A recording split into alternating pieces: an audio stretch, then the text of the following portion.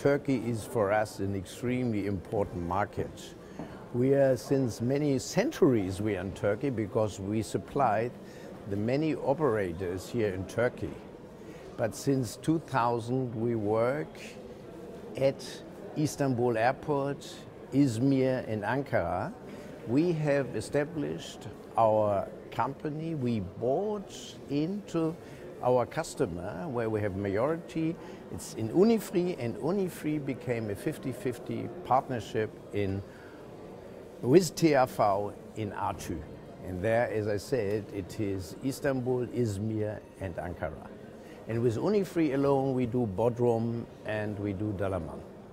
What do you think are the special ingredients that make this JV work so well?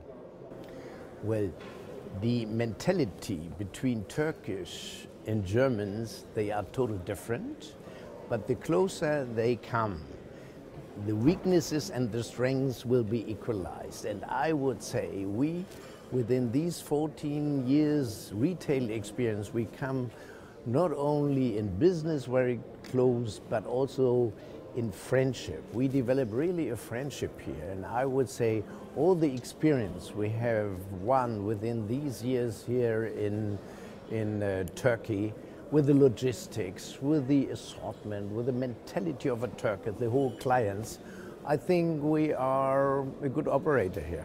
So what do you think sets it apart from the other joint ventures or relationships you have with other partners elsewhere in the world? What makes it so unique? Well, Turkey is a very, very special country. And whenever we go in a country like Southern Europe or Turkey, you have to have a trustful partner. And finding the right partner, this is the secret, and this is, I would say, the success of our company. And here we are extremely happy. The business in the last 2 years has achieved an enormous degree of success. I mean, the dynamic is quite extraordinary. You're investing very heavily with your partner in terms of brand new retail stores come out. They're just opening as we speak. It's the first of a two-phase process. The investment's going to pay off because the population, the number of packs going through here is quite extraordinary. It's over 20% increase every year. But it's finite. The contract here will be another 5 or 7 years, and then Ataturk actually then shuts. What are your plans to develop in the region beyond that 7-year term?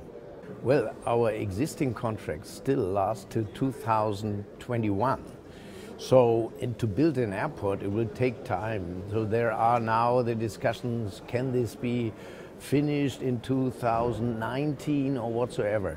And of course, our relationship with TAV is an extremely good one, but a new consortium under the head of Limak win a 25 years contract. I mean, 25 years, I think in duty-free industries there are not so many contracts having a 25 years. Rare. So it's not a question to me, it's a question to for the next generation for the company. It's an extremely important business for the long-term future. And when you see how Istanbul has developed, in its enormous development, especially in transit passengers, Turkish Airlines is very, very successful in collecting the passengers in West Europe, bring them to Istanbul and further to Far East. So the way how Turkish Airlines is working with their dimension, with their optimism and their future, this is enormous. So for us, Istanbul also in future will be the most important, or one of the most important activities, airports which we run, and we will do the utmost, because with all our experience we have here, we like to be in this market.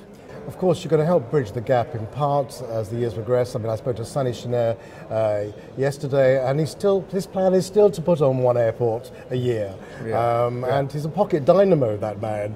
Yes, and you're right. TAV has still enormous potential also to develop. And of course, you've got Medina opening up in the next year. We are in Riga. Exactly. We like to develop the business in Tunisia. I mean, these people, they are really full of power and look always positive. And this is a mentality where we as a German can learn a lot, I must say. But it's fresh. and it's dynamic. And you saw the chairman of Turkish Airlines talk yesterday.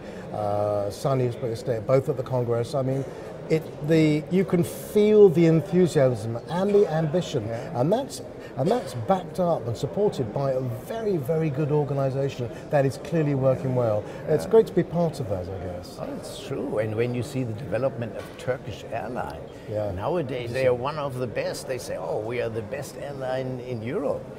10 years ago, no one would have thought that this kind of reputation could develop. They're following almost the Emirates model, curiously. And you're right. I mean, in the past we talked about Dubai and Emirates, but now stronger and stronger comes Istanbul with Turkish Airlines. And the Far East, between East and West, and the geographic location of Istanbul, it's idle. And then you look at the low cost, the cost situation here in Turkey, it's much different to West Europe. I think it's become more competitive as well. When the new airport is built, whether it's 5 or 7 years, even 9 years, what's pivotal is the fact that it's going to be a major challenge to the positioning that Dubai currently take as the hub. It's going to be what Dubai had hoped for with Gebr Ali, which is basically put on the back burner for the moment, is being usurped almost by the plans for. It's going to be very interesting times ahead. Well, this is true, and then Turkey is a strong country with 80 million, same size inhabitants like Germany. And also the Turkish people, the economy is improving very much, and they go and they like. But the transit figure here, we have an increase the last 2 years of 37% only in transit figures. And this is our big challenge here in Istanbul, to catch transit passengers. To get a penetration in departing and in arrival. This is one thing. I think there we are strong. But to catch transit passengers who spend, let's say, 2 hours here, who don't intend to buy duty-free, to bring them into the shops, this is our big target here. But the planning process, the change that is evolving in terms of the retail layout, is a major step towards meeting your concern, to addressing the fact that you actually can give them an opportunity to buy, and of course increase the retail platform for you. And we'll be filming that. We're coming over to do phase 1 in August this year. Phase 2 will be probably the beginning of next.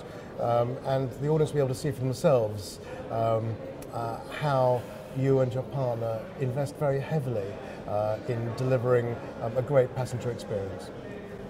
It's what we do since a long time, and there we believe we are not so bad, yes. Always good to speak to you. Thanks for your time.